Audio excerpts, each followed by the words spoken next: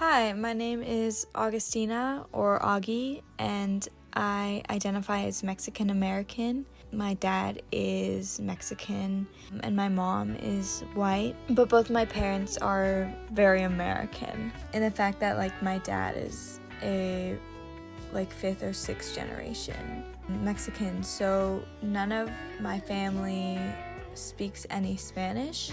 I feel like that has really created a disconnect between me and Mexican culture in general, because there's so much I want to understand, but my Spanish level is just so minimal that it just doesn't really get me anywhere.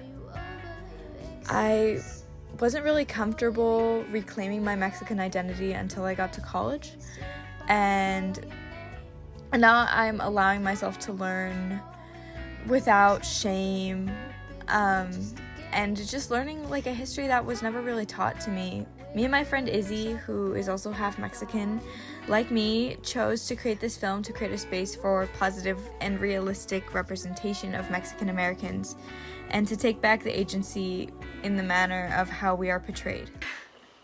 It's kind of like a silly comic relief character in one of my favorite shows growing up, Esteban from The Sweet Life of Zack and Cody. No one calls Esteban Julio Ricardo Montoya de Rosa Ramirez Atif. No one's got the time. He has no motivations outside of aiding the white characters, and a lot of his comedic bits rely on his accent or him mispronouncing certain words, or his life just being hard because he's an immigrant. Don't even say it! You know This is a disaster! And he's just tirelessly working and so happy to work and so eager to work, and it kind of just, I feel perpetuates a negative stereotype against Latin Americans that I never even noticed until thinking about the character later on, because as a child I really enjoyed that character and I thought he was really funny, but now I kind of just look back and I'm what were his character motivations,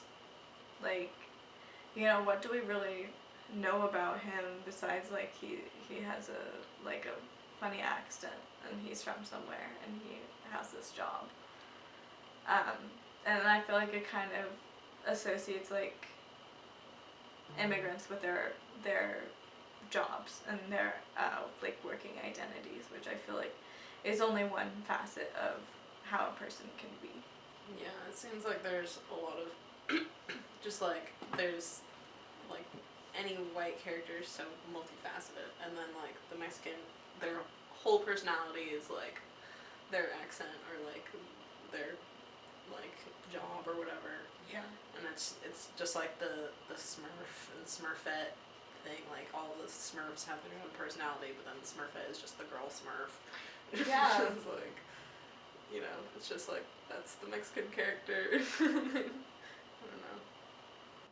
In general, there's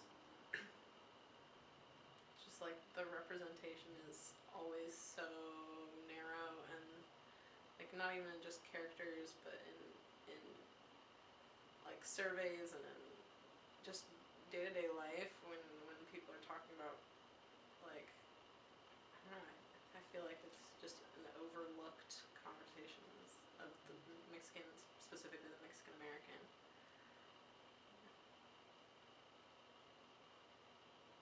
As a filmmaker, it's always been really important to me, the issue of representation in general. I feel I never saw that much multifaceted representation of Latinx people or Mexican American or Mexican people in general in film and television, and behind the screen as well. And it's really prerogative as someone in the minority to take up space in these fields so that more space can be held for more of us. I think my method of getting in there is just to continue making films and keep making myself seen and heard and have others be seen and heard as well. Speaking of that, we will move on to my beautiful friend Amanda to take it away with her experience as a Mexican American. Hello, my name's Amanda. I'm 22 years old. I'm a psychology major, and my pronouns are she, her. I identify as a Mexican American and have been struggling with this identity my entire life, as I am neither here or there, I am full-blooded Mexican, but I am not considered full Mexican since I did not grow up there, and am also not considered fully American since I was born in Mexico. So I have struggled with my identity since I was a child. It has been very impactful in my life on my day-to-day basis, on my psychological health and physical health as well. Being Mexican American in America is very hard, especially with immigrant parents, and having to deal with a lot of the anti-immigrant rhetoric has been a lifelong struggle. So it has been very impactful in my life. But I have been feeling a lot better about my culture and hope to continue to embrace it and celebrate my culture instead of feeling oppressed by it. I don't feel like I see myself represented in media very often, and when I am represented in media, or just Mexicans in general, or Latinas, or even queer Latinas, it's always a misrepresentation and a stereotyped representation, and so it impacts a lot of how the outside world sees people like me, and I think that should be changed, and I think that more people like me should be represented in the media. Hello, my name is Eli Ramirez. I consider myself as a first-gen Mexican American. I am an environmental studies major, and my pronouns is all of them. I consider myself as a Latino. I was born and raised in California for a large portion of my life, and both of my parents are immigrants from Mexico.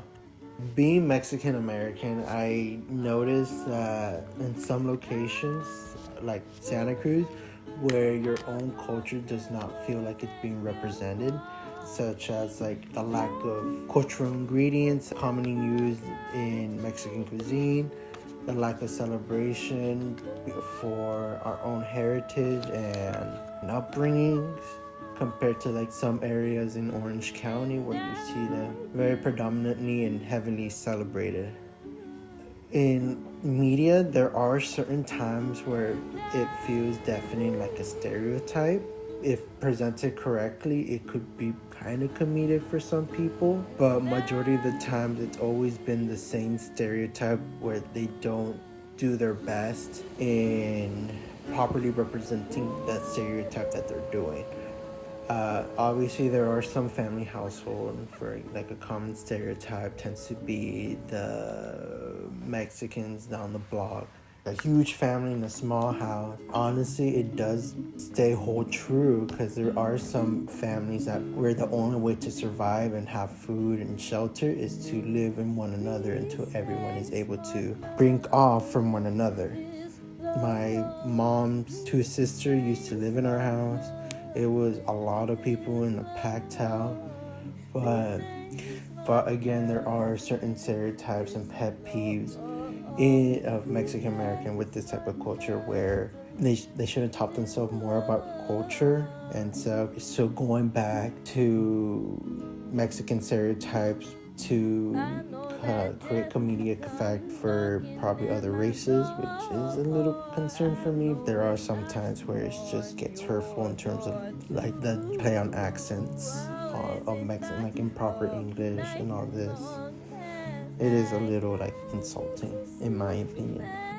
Being Mexican American actually kind of allows me to appreciate Mexican cultures.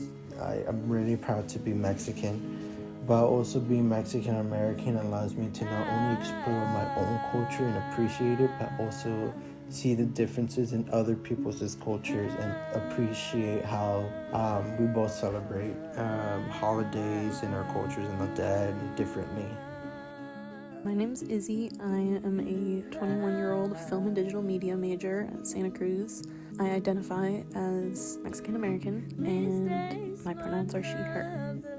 Yeah, it was really interesting talking to other Mexican Americans because I know I have been feeling somewhat existential about my identity and how we're supposed to fit in. We all kind of feel like misfits, like we don't completely belong to our cultures just because we've been removed from them.